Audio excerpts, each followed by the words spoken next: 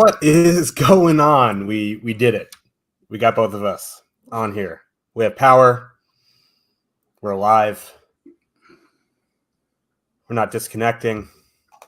We did it. And we wanted to come here for a 4-game slate because we can. And welcome to the Friday edition of the NHL Strategy Show, sponsored by us. We are our hosts, Josh and Cliffy. What's going on, everybody? Cliffy tried to join yesterday. I don't know if StreamYard was having issues. For some reason, my StreamYard wasn't having issues, which is like a miracle because my StreamYard's always having issues. But here we are. What's going on? I mean, I still don't know what went wrong because when I went to Montreal in February, that was, I was using all the same equipment in Montreal that I used yesterday, and it was just fine. And like I said, everything else on my computer was working fine. It's just StreamYard was crashing my computer over and over and over. So, real long week here with no power. Got it back this morning, obviously. Got some good news. Got this Christmas shirt. It was supposed to be here 3 weeks ago, and then it got delayed till January, but it's actually here right before Christmas. So things are starting to look up a little bit.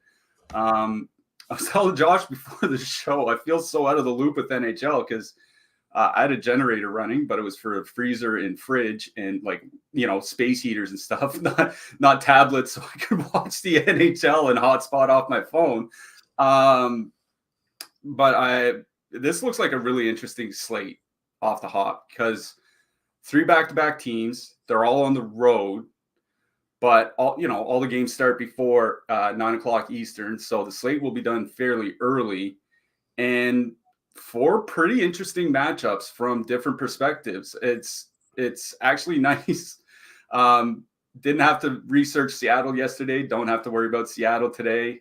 Don't have to worry about San Jose today. Maybe things are starting to look up, Josh. Let's put a positive spin on the final show that we have here before the Christmas break. I would love to do that, but I tried catching you up on the games before the show.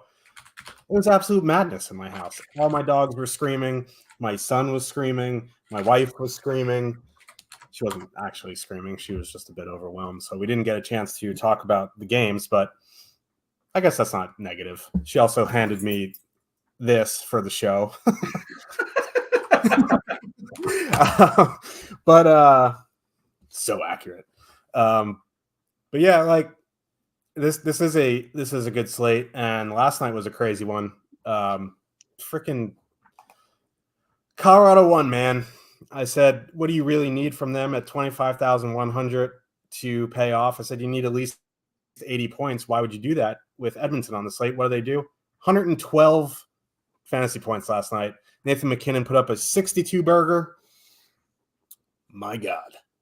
Yeah, I was so mad because I played last night. Obviously, I wasn't able to watch the games. I checked the scores this morning, and I stacked Arizona 1, and they had a really great night. And then I see Edmonton scored 6 goals, and I had one off Connor McDavid, and I was like, oh, man, I wonder what I won last night, and I didn't even cash. I was like, come on, what happened here? But yeah, and Buffalo. Let's talk about Buffalo. Jeff Skinner, Alex Tuch, Tage Thompson turning the clock back 12 months, looking like they did last year. There's a couple teams in the East whose defensive numbers, one of them are on this slate here today we'll talk about later, are really, really starting to slide. And it's making things a lot more interesting because teams that are right around the playoff bubble or just outside of it have a serious chance to move up if things don't, the top of the conference doesn't right the ship anytime soon. Yeah. And I would be remiss if we didn't mention our pal Saul Goodman shipping the 444 energy line for 15K. Didn't even use Colorado, put up like 220 points, something insane.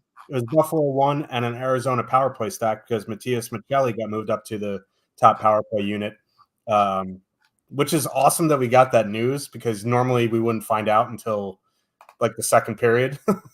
But like it was nice to see that. Congrats to you, Mr. G. And yeah. You should shout out Hypnotoad. He had across the board cashes last night as well.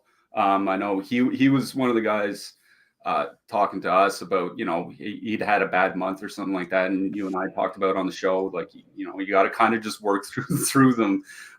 So it was nice to see him cash as well. But yeah, shout out to Mr. G on his takedown. Hopefully we can get some more takedowns here tonight. Yeah, and then we had I can't believe I'm going to say this, but I'm going to say it anyway because I am who I am. We had DJ Weeze in the chat asking for advice about content. He didn't slide into my DM, so I can only assume he's starting an OnlyFans with his wife. So, hey, I mean, I hear it's good money. So, if want a few extra bucks in your pocket, why not? Yeah, funwithfeet.com/JRH002. You know what I mean? I'm just kidding. Seriously. Let's get into the slate. As always, thank you guys so much for the support the past week. It means so much to us. As always, we have our affiliate link. Let me pull it up real quick. I have it here. It is in the description below under the holiday sale, but let me just pull this up here because I will drop it into chat. You can get 25% off anything. Oh, we had another sign up. Thank you to whoever that was. I will drop it into chat. You can sign up for anything on the site premium. Doesn't have to be NHL. Could be NFL Sims. Our CEO Tom was in a chop for the showdown last night for $24,000 using the basic settings. Sometimes you don't need to overthink it. So if you want to do, NFL, you could do NBA, you could do NHL, you can do PGA. Doesn't matter. You click that link in the description below. I'm not sure why I did that. Let me set it one more time. There we go. And I'll also say, people have been asking me about like renewals and things like that. What I'll just say is wait until the renewal's up. If it's like the first week of January, just wait until then. And then, if you feel so inclined, it would help us out and you want to renew your subscription, do it with the affiliate link at that point. You don't have to cancel your sub and then resub right away because it lasts the rest of the week or the rest of the month or whatever it is. So, just if you want to renew again when the time's up, just wait until that time and click the affiliate link that Josh provided. Yeah, and that is for both of us, even though it is my name. They want to track it under one link so they know how to pay us correctly. It would get a bit dicey if we both had one. So yeah, it's under my name, but we share because sharing is caring. Let's get into the slate. And I have issues. I couldn't even go nuts yesterday on solo show because we had 12 games. So I just kind of had to, get down to business. But tomorrow, if I do go live myself, all bets are off. Saturday is all bets are off. So Philadelphia Flyers with a 2.8. Philadelphia Flyers with a 2.8 total heading into Detroit. The Wings have a 3.2 total. Flyers played last night. They lost late to Nashville 3-2. Big news in this game. Detroit stacking their top line. Larkin, DeBrincat, Kane. It's about time, really. I don't know why these coaches just like, yeah, let me split these guys across three lines so I'll have three lines. No, just don't. Like, Kane needs these guys to be Patrick Kane. DeBrincat needs these guys to be DeBrincat. Like, DeBrincat is good and Patrick Kane is good, but they're not good enough to carry lines without Larkin. Especially when your next two centers are Andrew Kopp and JT Compher. Yeah. Like, just load it up like the Avs and hope for the best.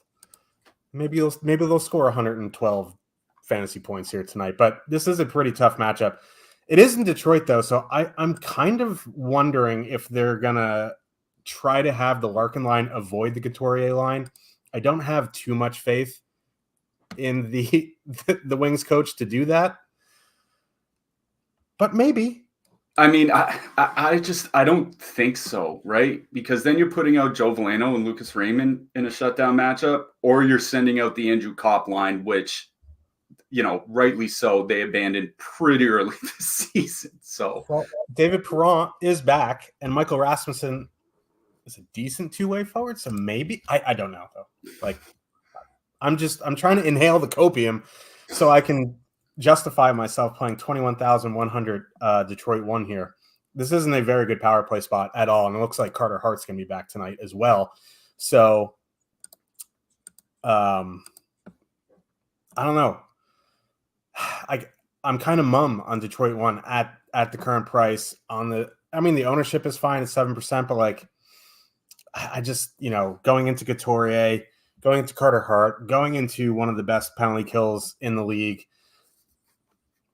like, it's fine, but I think I'd rather just play Philadelphia 1 here, even though they're back-to-back on the road, because Detroit is just a scene defensively, and that line's fully correlated. So I'm more on the Philly side here.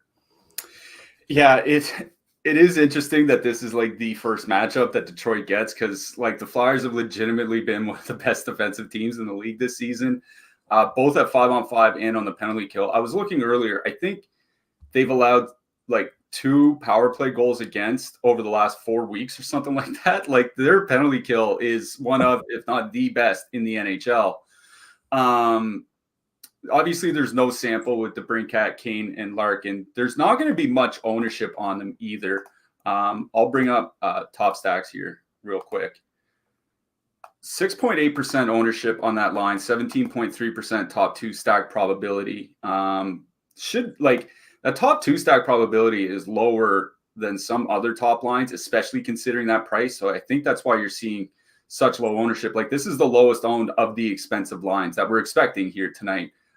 Anyway, now without the sample of these 3 guys playing together, what I'm using is Lucas Raymond in Patrick Kane's spot, just from a numbers perspective, because I think they're somewhat similar players, at least at this stage of Kane's career. Maybe Kane would shoot a little bit more, but remember how good DeBrincat, Raymond, and Larkin were to start the year, right? 4.2 goals per 60 minutes, 5-on-5, and nearly 180 minutes together. Like that is really, really good offense.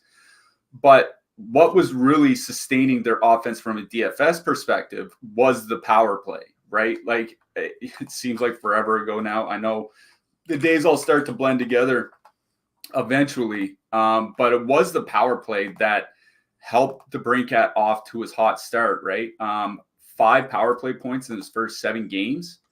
I don't know if they're going to be able to do that against Philadelphia with how good Philly's penalty kill has been. And the thing with the Flyers is like sometimes a penalty kill is just very good because a goaltender's been very good. Like a few years ago, that was the case with Anaheim and John Gibson. But the Flyers are giving up the 3rd fewest shots against on the PK of any team in the league over the last 4 weeks. And it's not like Detroit's power play is playing as it was back in October either. Now, there have been injuries. Perron was suspended for 6 games. Dylan Larkin missed some games, all that. But it's still a bad spot. Now, what I'll say is that if Carter Hart starts tonight, he missed a couple games because he was sick, and then he missed a couple more games because of the fatigue from the illness. So obviously we have no idea how he's doing physically right now. We have to assume he's as close to 100% as he can be during an NHL regular season if he plays tonight. But that's kind of the one thing that's sitting in the back of my head is like, if they go to Carter Hart, like, is he just kind of, telling the trainers that he feels fine? Does he just really want to get 1 game in before the Christmas break? Like that type of thing. I think that would be one of the reasons to play Detroit here, because it is a brutal matchup against Philly. Philly top line in December, 1.8 expected goals against per 60 minutes, 5-on-5. Like that's just legitimately excellent defense. And then you add that into being a bad power play spot. I'm not super high on Detroit either. So I think if I were playing 20 max or something like that tonight, I would certainly have maybe 10% Detroit 1 or something, on the off chance that Carter Hart just isn't 100%, returning from that illness and that fatigue or whatever he had. But I don't know if I can put them near the top of the list of my favorite expensive stacks here tonight. In fact, they're not. They're 4th amongst, the stacks that are 18K and above. So not in so much in Detroit 1. Detroit 2 is actually where it gets kind of interesting for me, because Lucas Raymond is one of those players that I've come around a lot on, compared to his first couple of years. His playmaking numbers have looked really, really good this season. He has JT Compher on his line, and Compher is on the top power play unit. So if the power play can come through, maybe you can squeak a point out of him. Raymond and Comfort, not good offensive numbers, but 57 shot attempts per 60 minutes. That's not awful either in their time together. And then you get into the Philly second and third line matchups, and that's where Philadelphia can be had, right? Once you go up against, that Brink line, which may or may not be together. We'll talk about that in a second. But that Brink line is, struggled defensively at times this season. The third line has struggled defensively at times this season. I think that's where you can make some hay. So I'm not super excited about Detroit one. I think there is some value in like two-man stacking, like Raymond and Comfort, or, Comfort and even Veleno if you want to go super cheap or something like that. Like Comfort is overpriced. Let's not get that wrong. But there are only 8 teams on the slate tonight. So if you're going to play Detroit, I don't mind going to Detroit 2. Detroit 3 feels like kind of a long shot. And Kopp and David Perron have been terrible together this year. 120 minutes together for Kopp and Perron, 39 shot attempts for, 69 against per 60 minutes. Like, they're getting throttled. So no Detroit 3 for me. I don't normally bring up fourth lines, but Robbie Fabry and Daniel Sprong are both on the second power play unit for the Wings. And that's something. I know it's a bad power play matchup and all that. But it is something. But I think it's Detroit 2 I actually kind of like best here. On the Philly side, I did write about Philly 2 in my picks article today up on the site. Head on over to the NHL section at stokastic.com, and you can go check it out there. I wrote up Philly 2, Owen Tippett, Morgan Frost, Bobby Brink. They have had good good offensive numbers this season, and the month of December in particular, 3.5 expected goals, 3.7 actual goals per 60 minutes, 5-on-5. Morgan Frost, I did see that highlight. He got ran from behind last night. That was a brutal hit. Left the game, but he did come back. Now, they did break up the depth lines late in the game, and it's John Tortorella, so who knows what those lines are going to look like. It's nice that this is the earliest game that locks, so we'll be able to see what the Flyers lineup looks like. But I do kind of like Philly 2 here tonight. Again, they've been really good at 5-on-5 offensively. I'm not worried about the defensive matchups from Detroit's second and third lines. I think it's kind of both second lines that I like best in this game. I like the idea of like a one-off Travis Konechny, especially on DraftKings where its prices come down under $6K. Like a one-off Travis Konechny makes a lot of sense to me. That guy, I think he's just, I talked about Brandon Hagel being underrated. I also think Travis Konechny is one of the most underrated players in the NHL. One-off Konechny, one-off Sean Couturier, even for, maybe he can sneak a shorthanded point against the Detroit Red Wings or something like that. But I think if I'm full line stacking, it is that Brink, Frost, Tippett line, because Atkinson and Farabee down on the third line, they've been getting throttled as well. It's actually a matchup of two terrible third lines. So it's maybe that's something to take advantage of. Maybe one of those sides gets lucky, but I think I like the matchup for Philly 2 here. So I like Philly 2. I don't mind Detroit 2 either. I think it's the second lines I like best. Yeah, Morgan Frost got crushed late in the game. He also scored one of the luckiest goals I've ever seen at the beginning of the game. Did you see that? No, I didn't see that. It was wrapping around the boards, and he was behind the net, and he got hit, and it hit off his skate. It went over the net, hit UC Saros in the back of the helmet, and it went in. I mean, hey, they don't ask how they are. They don't ask. They don't ask how. They ask how many, right? I think. Yeah. I mean, in DFS anyway. I'm not a wordsmith. I don't know. No, but Daily Faceoff has Atkinson and Brink trading places. That's just a guess because that's probably how they ended. Yeah. That's why I made a point in the article to repeat 2 or 3 times, be sure to watch for Philly warm up because the second and third lines and fourth line. I think the fourth line stayed together, but the second and third lines changed up in the third period last night. It was hopefully it was because Frost left for a little bit, but you never know with Juanito Tortorella. Can we just say, I hate admitting it, but are the Flyers just a good team now? I think so. Yeah. It's funny. I don't like the term playoff hockey or playoff team, but once you get later in the playoffs, conference final, penalties do go down, and having a bad power play doesn't hurt as much. Not that I expect them to get to the conference finals or anything, but if they ever figure out their power play, like if they can even have like a league average power play, this is probably a top 10 team in the league. Yeah, it's crazy. It's crazy what happens when you bring Couturier back and you send Tony DeAngelo to the shadow realm. You know what I mean? Yeah. Big changes. Edmonton Oilers with a 3.1 total heading into New York. The Rangers have a 3.4 total. Man, the Devils' goaltending is so bad. That game was 3-2 Devils going into the third period. And I think the Oilers scored 3 goals in like a minute. And I didn't even know Adam Ernie was on the Oilers until the third period yesterday. Like, you just don't, like, you can ask me anytime in the season who is on the bottom 6 of the Oilers. No idea. None. Doesn't matter. It could be anybody. I have no idea. This game's interesting, though. Edmonton back-to-back on the road. These games are always festivals, the Rangers and the Oilers.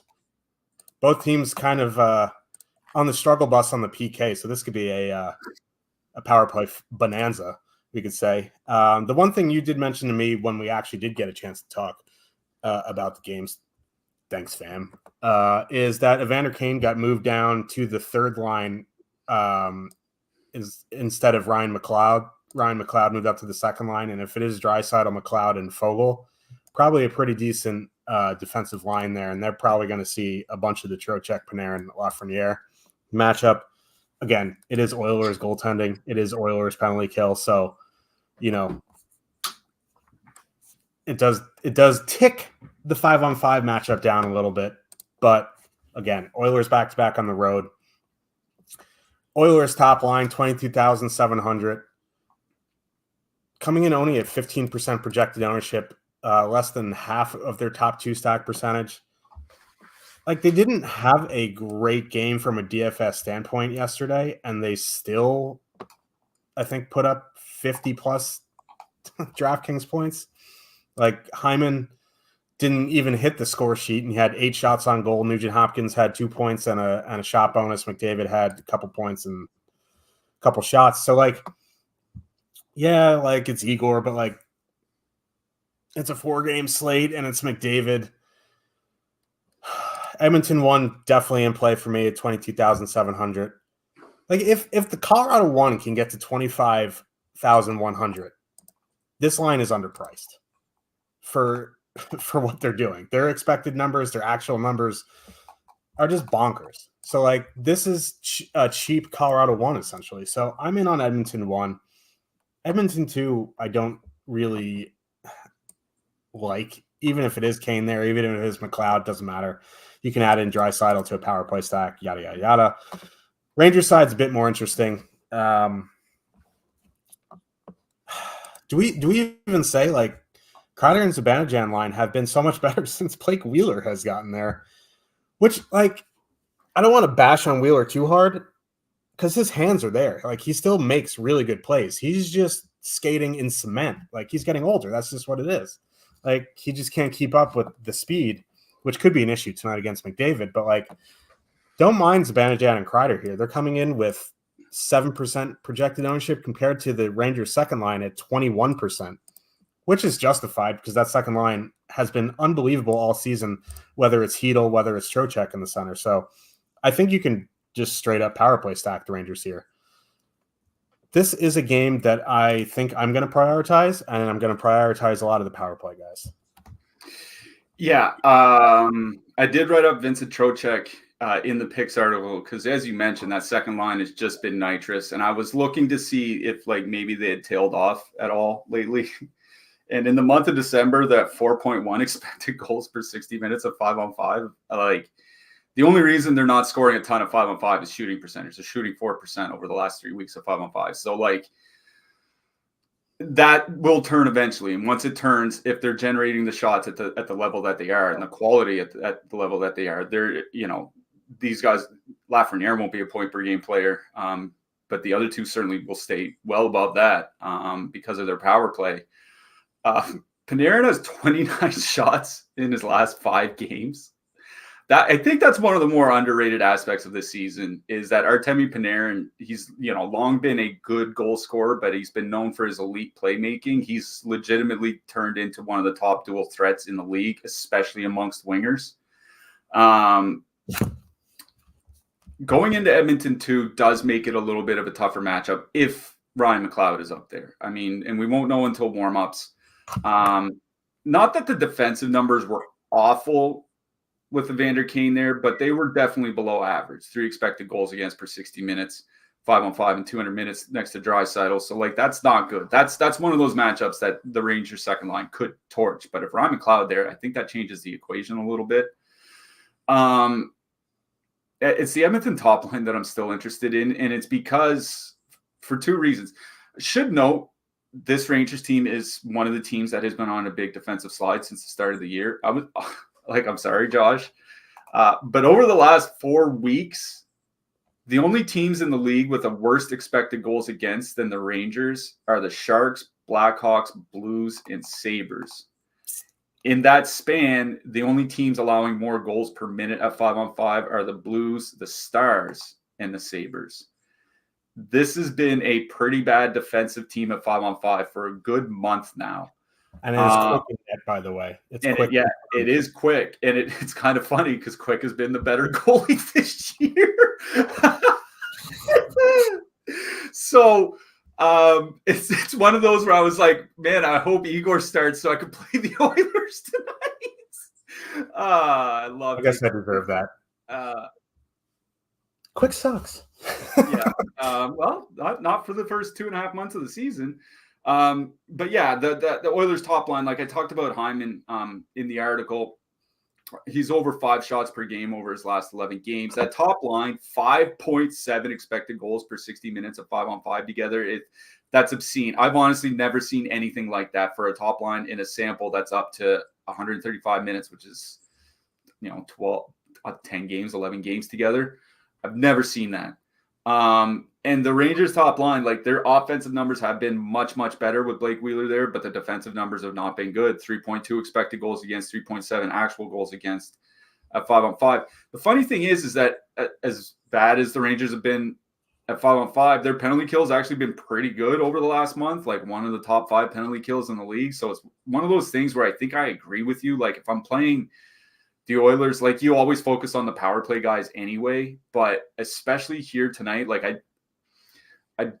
I don't know if I'm super stoked about playing the Oilers power play guys here tonight. I think like a one-off, especially where there's not going to be super heavy ownership. Like I think a one-off Connor McDavid's certainly in play. I wrote about Zach Hyman playing him as a one-off because of his shot volume. I think those types of things are just fine. But I don't know if I'm super excited about stacking the Edmonton top line here. Like no issue playing them because as you said, about 14% ownership, top 2 stack percentage over 30%. There's a lot of leverage here. And they're not Colorado 1 where they're 25K. Like 22.7 is expensive, but you can still fit in a decent secondary stack besides that.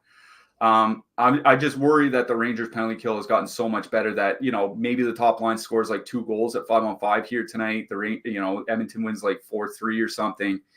And they have a decent offensive night, but certainly not one that you want for DFS. That's kind of my only concern with stacking them because it is a tremendous 5-on-5 matchup. I will say Edmonton 3 is actually kind of interesting if Evander Kane's down there because Kane is a lot of things.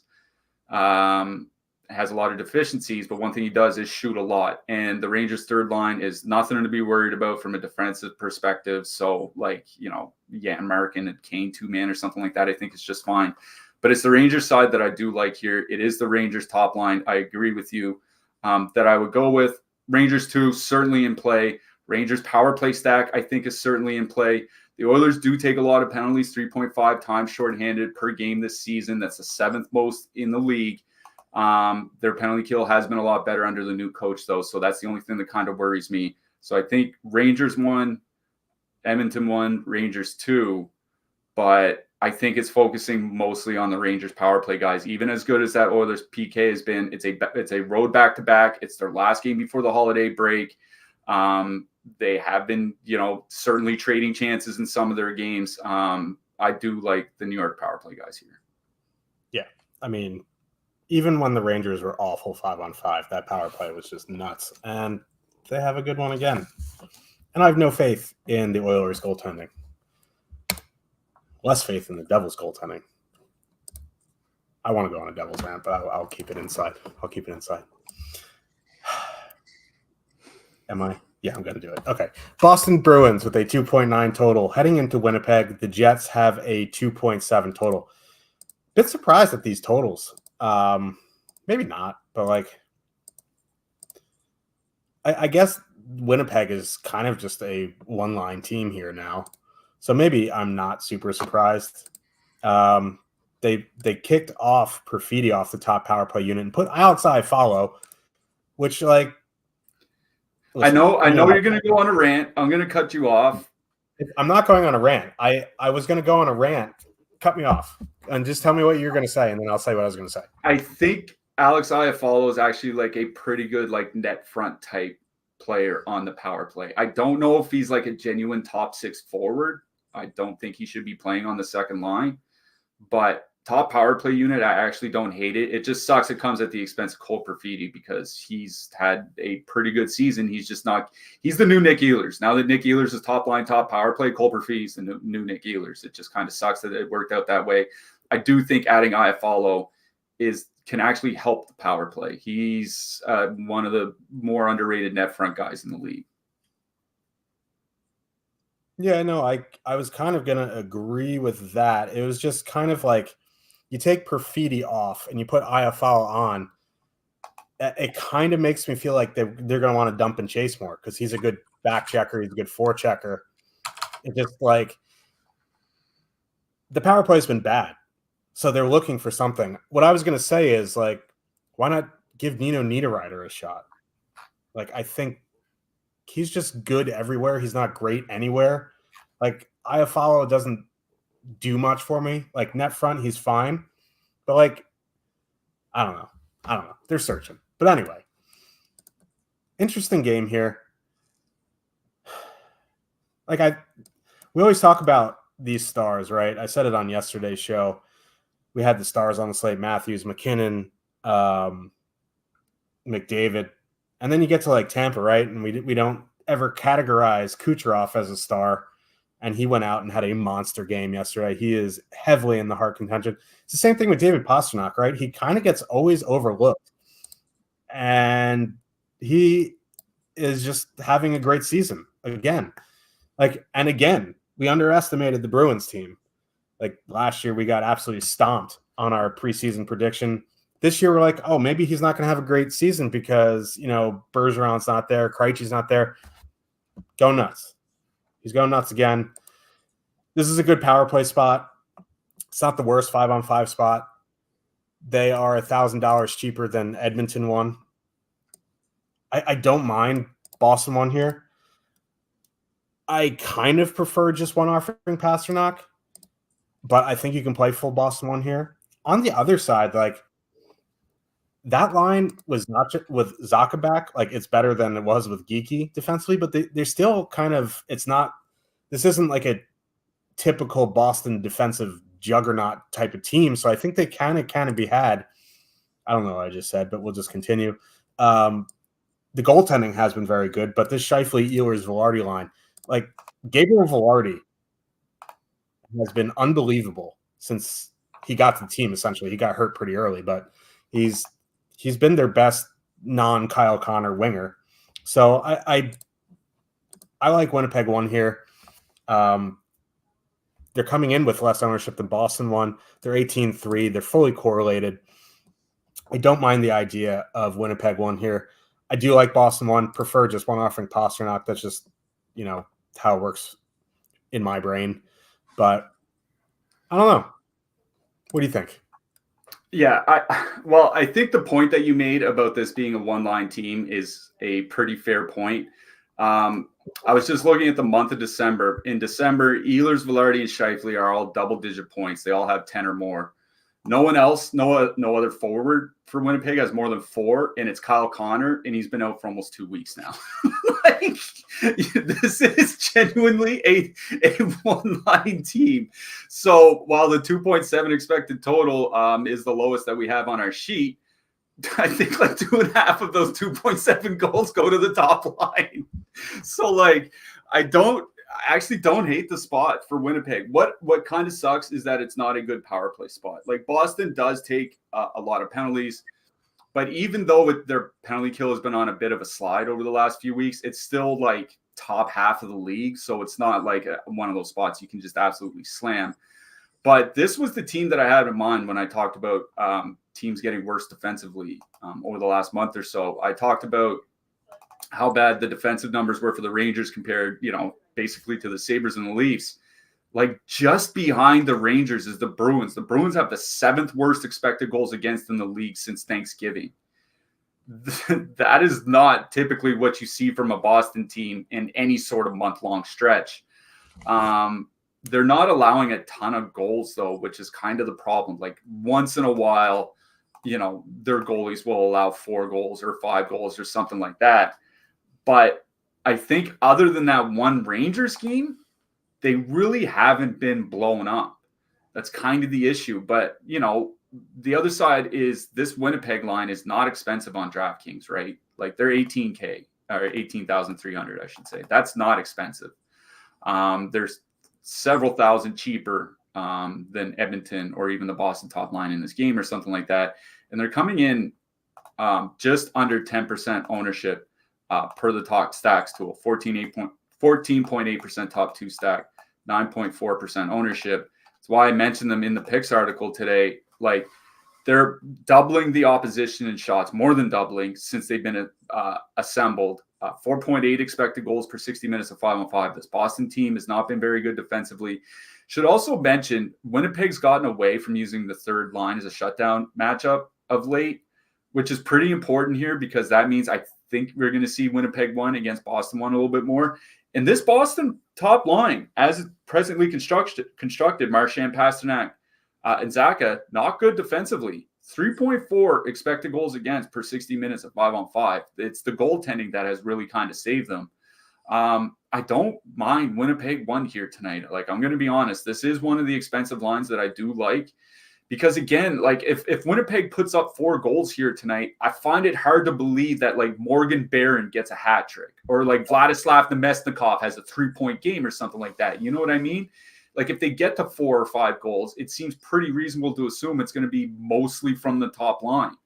That feels like a slander. Like, Clayton put that on the slander list. Airing of grievances tomorrow. Yeah. But they've just been playing exceptionally well. Boston's PK is not awful, not bad, but it's not been elite. It's certainly nothing close to the Flyers or anything like that. I don't mind Winnipeg 1 here. Winnipeg 2, like, once we get down there, once we get to Winnipeg 2 and Winnipeg 3, I think it's more just like picking one-offs. Like, I don't mind the idea of like a one-off, obviously one-off Alex Iafallo if you want to do it, but I don't think, like, I think if I were to play Alex Iafallo tonight, I think it would be in some sort of like Winnipeg power play stack or something, but then I don't want to power play stack Winnipeg. So it's like one-off Cole Perfidi, one-off Nino Niederreiter, something like that from the Winnipeg depth, or else it's stack the top line or just avoid them. On the Boston side, for as much as the Boston top line has been on a slide defensively, 3.1 expected goals, 3.9 actual goals per 60 minutes of 5-on-5. David Pasternak, 6 goals in his last 8 games with 56 shots in 8 games. 7 shots per game. That is absolutely obscene. There will be 4th line forwards that don't put that up in 80 games, let alone 8. So that's why, like, I agree with you. I think the idea of a one-off is just fine. And the Winnipeg, we'll talk about defensemen later. I wrote up Charlie McAvoy in the picks article because the Winnipeg penalty kill is kind of the one spot where they can be had. Like, this isn't really a bad team defensively at 5-on-5. But the Winnipeg penalty kill has certainly not been good for most of the season, and it has been on a slide of late. The 7th most shots against per minute over the last month while on the penalty kill, and they've given up I think it's 11 goals in 14 games, 11 goals in 13 games in that span. It has not been a good penalty kill for Winnipeg. So I do like the Boston top line as well. Should note Morgan Geekie still on the top power play unit. Like if you're worried about Boston ownership, like there shouldn't be much ownership on Boston, maybe in the mid-teens or something like that. Throwing Morgan Geekie in instead of Pavel Zacha, I think is one way you can, quote, get a bit different here and save yourself $1,500 on DraftKings while you do it. So I do really like both top lines here. As for the Boston second and third lines, like Boston's second line has not been that bad, or at least Geekie and DeBrusk have played well together this season. Limited time, but 3.8 expected goals, 71 shot attempts per 60 minutes in about 75 minutes together. So pretty good offensive numbers. They could play around 16, 17 minutes. Geekie gets power play 1. So like, I don't hate the idea of like a 2-man of like Geekie and DeBrusk. Like you can stack those two guys for 7,600 and it can go with like a super expensive Edmonton stack or a super expensive Rangers stack or something like that. So I don't mind Boston 2. I'm out on Boston 3. They've been pretty low event. Charlie Coyle plays a lot of minutes. So if you want to run off Charlie Coyle for whatever reason, I think that's fine. But I think for me in this game, it goes Winnipeg 1 and Boston 1 are clear tier ahead. And then I don't mind Boston 2 in this matchup, actually, especially where Geekie's on the top power play. They add James Van Riemsdyk. He's actually been pretty good for Boston for most of this year. I don't mind Boston 2 in this matchup, especially where they're going to avoid the top line match for Winnipeg.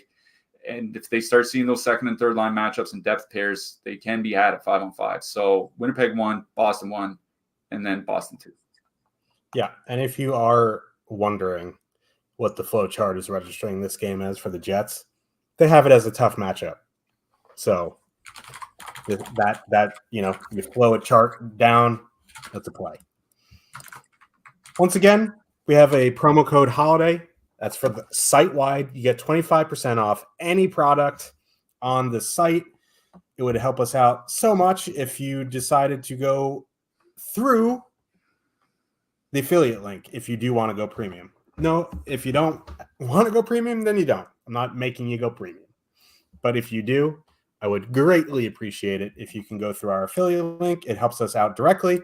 And what better time than now? You get 25% off any product if you're sitting here thinking, you know what? I kind of want to try those NFL Sims. I see everyone winning on it. 25% off. Promo code HOLIDAY. I can even use the Sims. Look at that. I didn't even know we had that. Oh, yeah. Oh, yeah. See, this is what I was saying. I think Cliffy normally produces for us, so this could be a scene yesterday. Had no idea that was a thing. Took me at least 3 minutes to figure out that I was running the Cowtown and not going live. So I legit started a show talking to myself, and then I realized it wasn't live. So I had to run the Countdown again and go live. This is why we're a team, right? But thank you. 25% off, promo code HOLIDAY. Go through the affiliate link. You guys rule. Let's move on to the last game of the night here. Montreal Canadiens, they 3 total. Heading into Chicago, the Hawks have a 3 total. We have found the chalk, my friends. We have found the chalk. And I must say, Slavkovsky looked good last night. His power play. He's going to be a good player. Everybody wants to slam him because he only has like 10 points in 30 games or whatever. Just wait until 2 years down the road and he puts on another 20 pounds of muscle. It'll be quite something to watch. You know who Islanders fans are keep slamming? Alexis Lafreniere. And you know what? He's having a better season than your precious boy, Matt Barzal. So let's lock it up. Maybe not, but let's talk about this game here. Hitting the ramen eggnog, are we? In my mouth.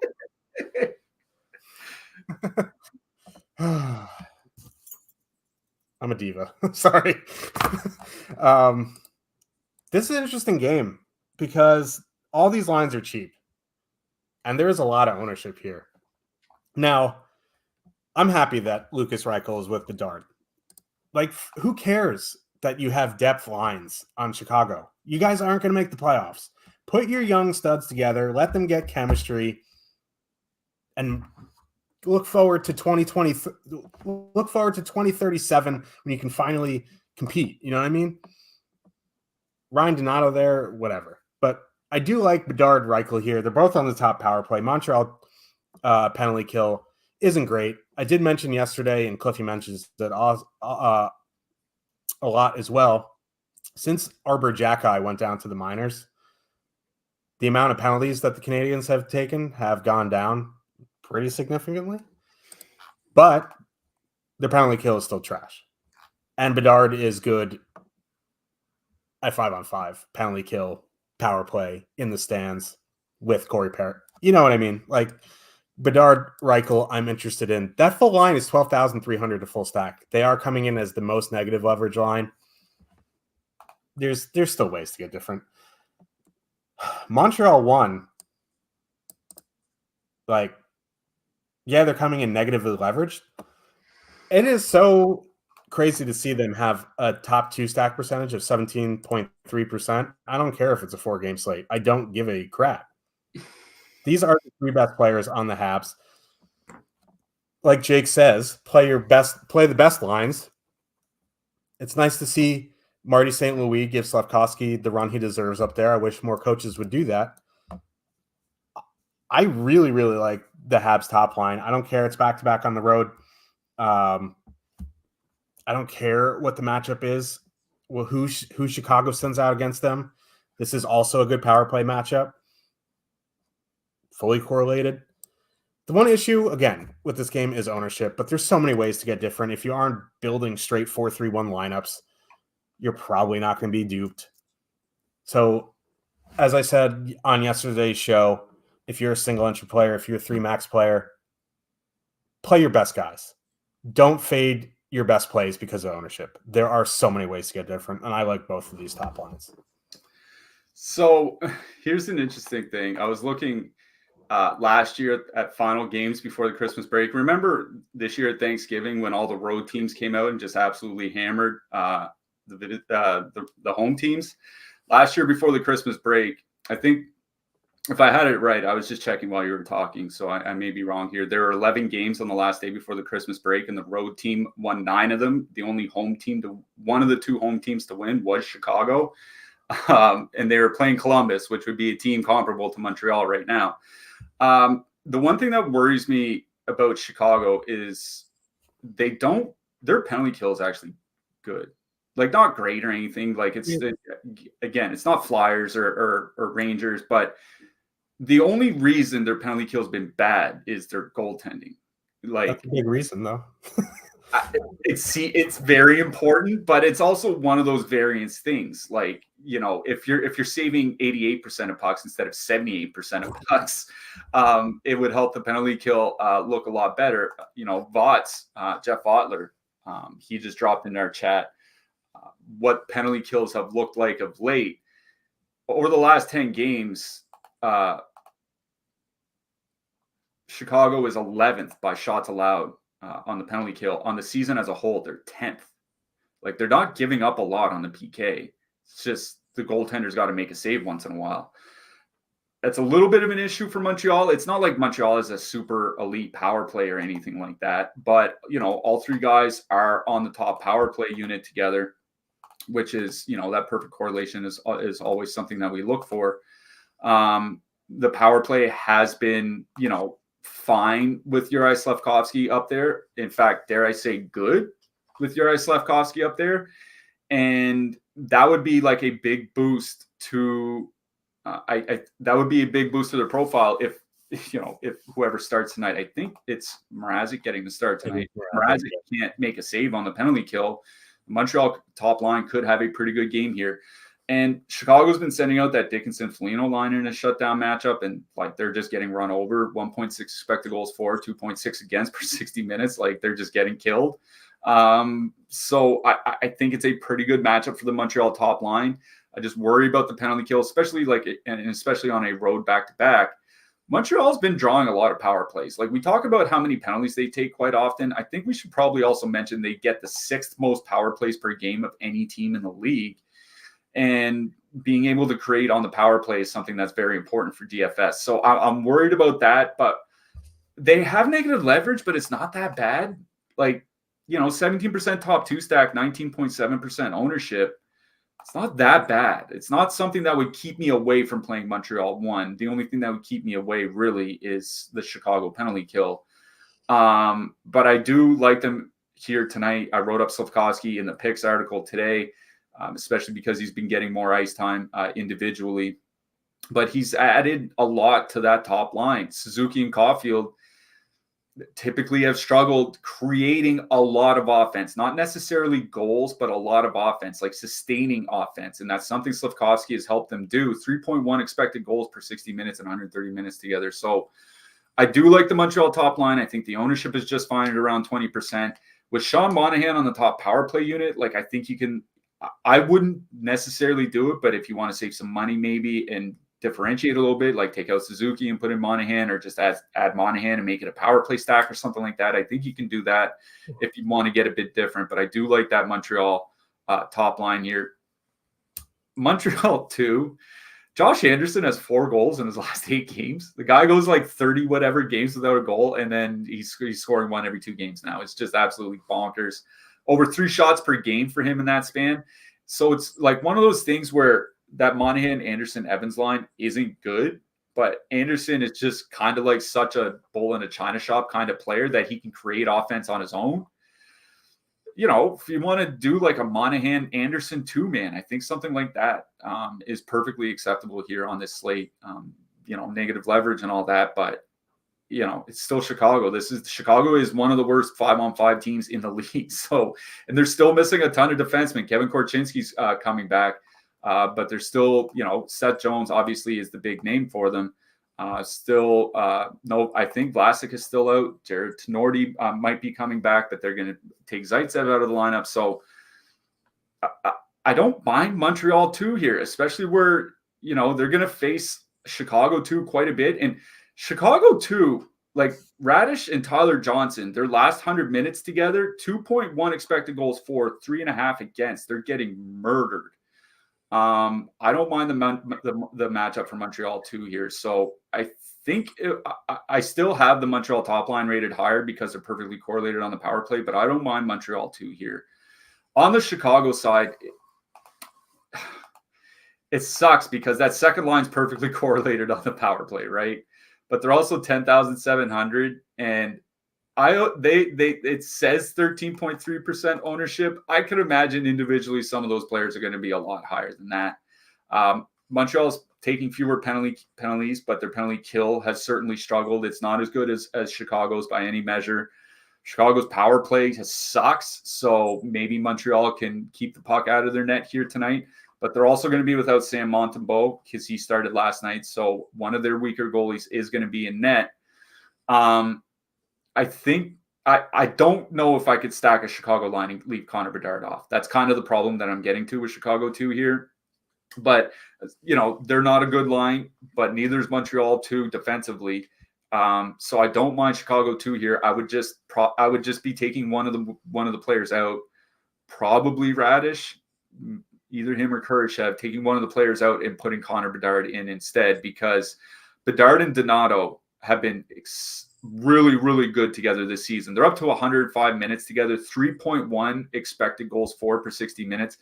All of Bedard's offensive numbers are better with Donato next to him than away from him. And you're going to get the Montreal second and third line matchups. And the Montreal top line has been good defensively, pretty good actually. The second and third lines have not been good defensively at all. So I like the matchup for Chicago 1 a lot here. I just probably want to get some guys on the power play as well. So I would probably do like Bedard, Johnson, Radish, Bedard, Johnson, Kurashev, like something like that. I would make sure to get Bedard in my lineup. So in this game, it goes Montreal 1, Chicago power play, then Montreal 2. I just worry because the Chicago power play has just been so bad. And I don't know if Kevin Korchinski coming back is going to be enough to make that up. But it is a good power play spot. Weaker Montreal goalie in net. It's their last game before the holiday break. So I really don't hate the idea of a Chicago power play stack here. I chuckled when you said, Montreal 2 isn't good, but, it reminds me of another line that isn't good that people play all the time, and that's Columbus, second line, the Russian line. 1.7 expected goals, 326 actual goals because they're shooting 111%. Yeah. Yeah. Teams go on those streaks. So yeah, Josh Anderson is a good goal scorer when, so when he's scoring goals, he's a streaky little fella. So yeah, I kind of agree there. Primo is the weaker Montreal goalie than Montembeault. I actually like Montembeault. I think Cliffy was talking about Jake Allen. Well, I just think Montembeault is better than either of them. Yeah. I'm not going to sit here and argue who's the better Montreal goalie. Like, I just don't have just not right now. Yeah, we're just not going to do that.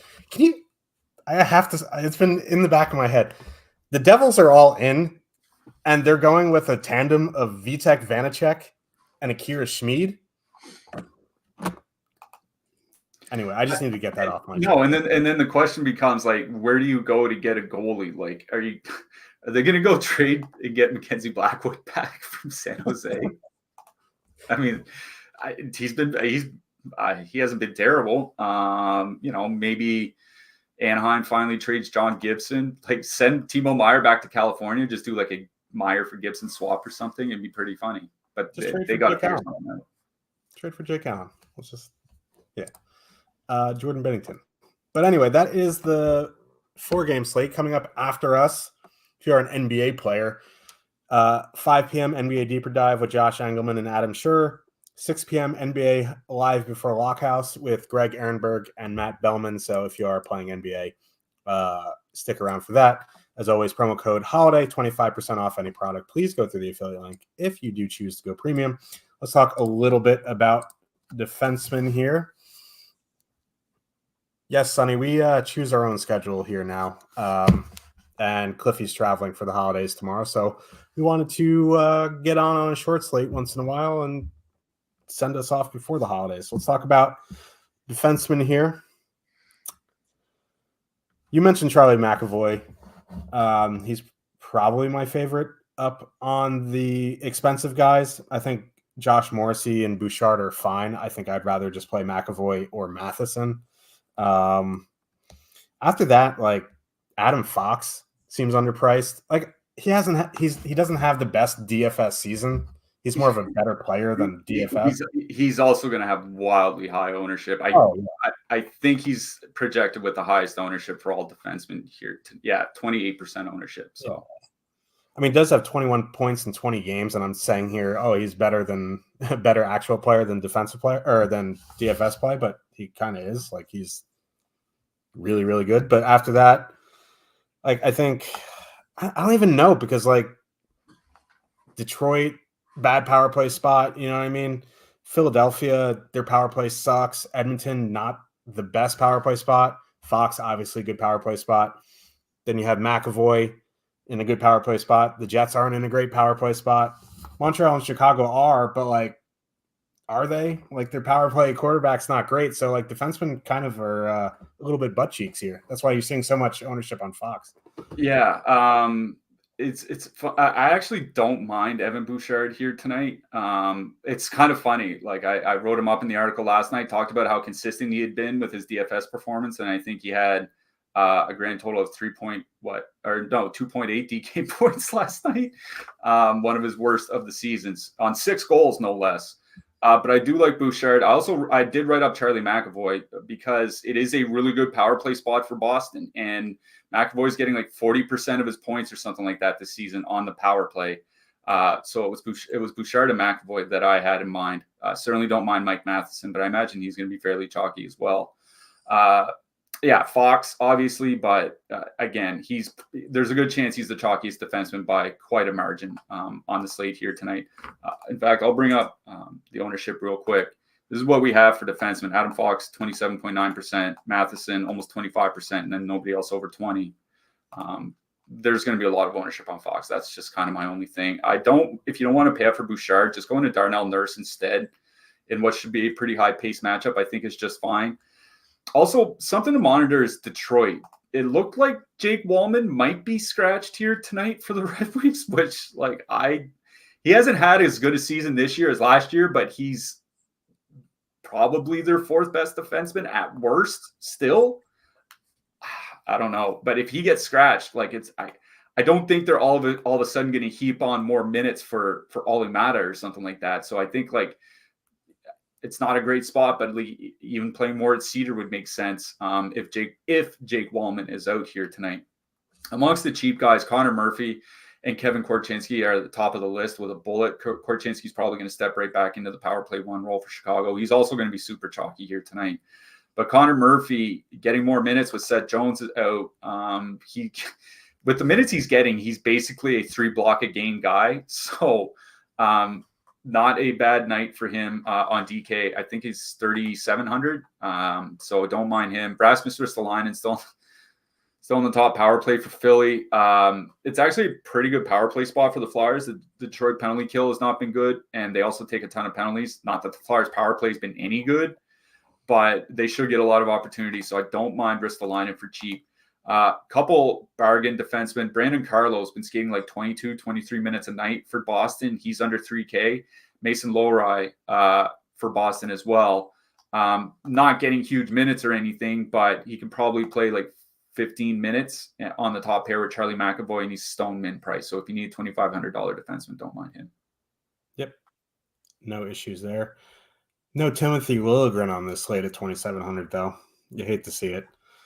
Great game yesterday. Goalies suck. We'll talk about goalies, but they all suck. The one thing I will say about the goalies here tonight, if Carter Hart's not ready to go, Cal Peterson is with the team, and he is min 6,500.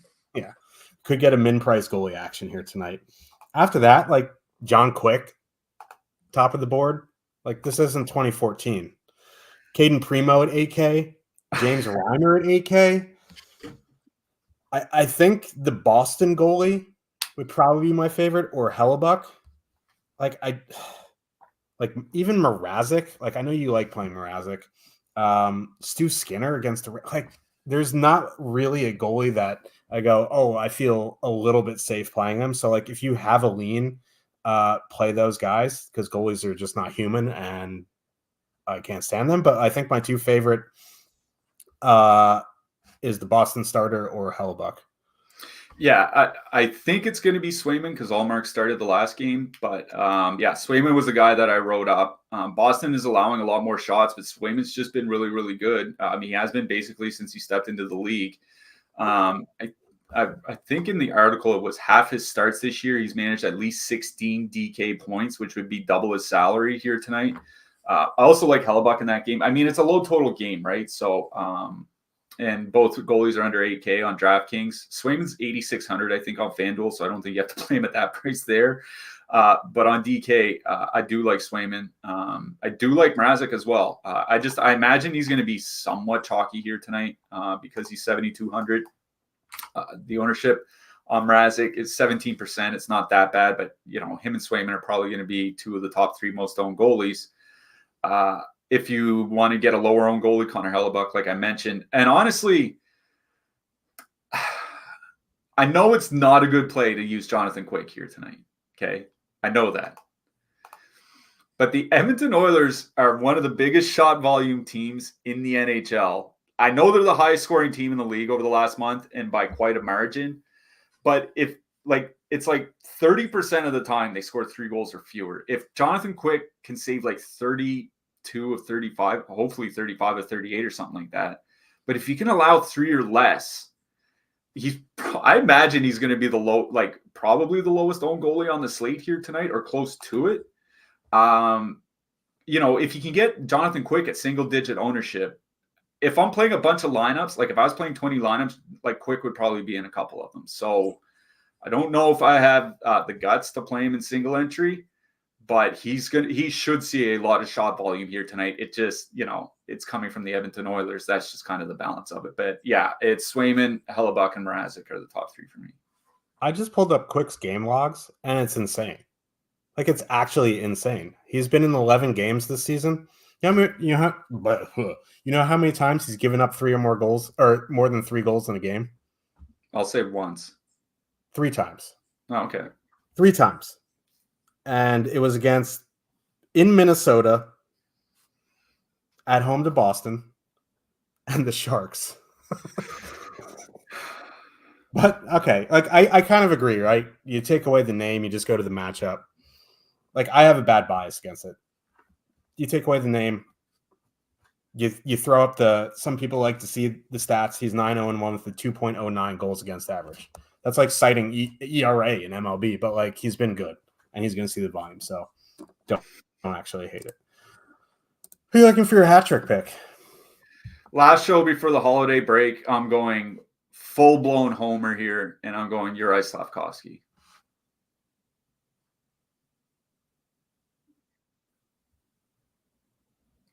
Oh, freezing out on us a little bit there. What happened? I disconnected. Who'd you say? I said I'm going with a complete homer pick because it's my last show before the holiday break. So I'm going to go Uri Slafkovsky. I'm going to go homer too because why not? Mika Zibanejad. Yeah, why not? DJ Mika. He's also my big dog plus money prop of the night. Power play point plus 170. Yeah, we will be back. I don't know what the schedule is next week, but we'll be back next week. Cliffy's traveling tomorrow. If the GPPs are somewhat decent, I might go live tomorrow for a solo show. We'll have to wait and see what they look like. I don't have much faith in DraftKings considering there is NFL tomorrow, so they might not even be worth it. I will shoot a message out to you guys on Twitter, in Discord. I imagine we'll have a show on the 27th because it's the first day after the break and there's like 12 or 13 games or something like that. So I imagine Wednesday, right? Yeah, I imagine we'll have a Wednesday show next week. Okay. We'll be back Wednesday. I might be here tomorrow, depending on the GPPs.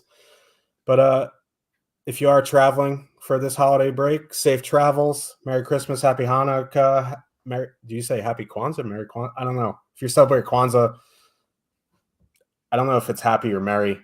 I don't know the correct terminology, but whatever you celebrate, have a good time.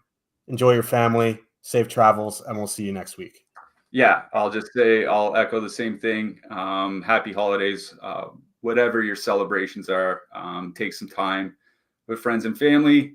Good food, good drink, good movies. Hopefully have power and stay safe. Let's win some money tonight, and we'll see you guys all next Wednesday when we're back with the Stochastic DFS show. Thank you very much for your support, and good luck tonight.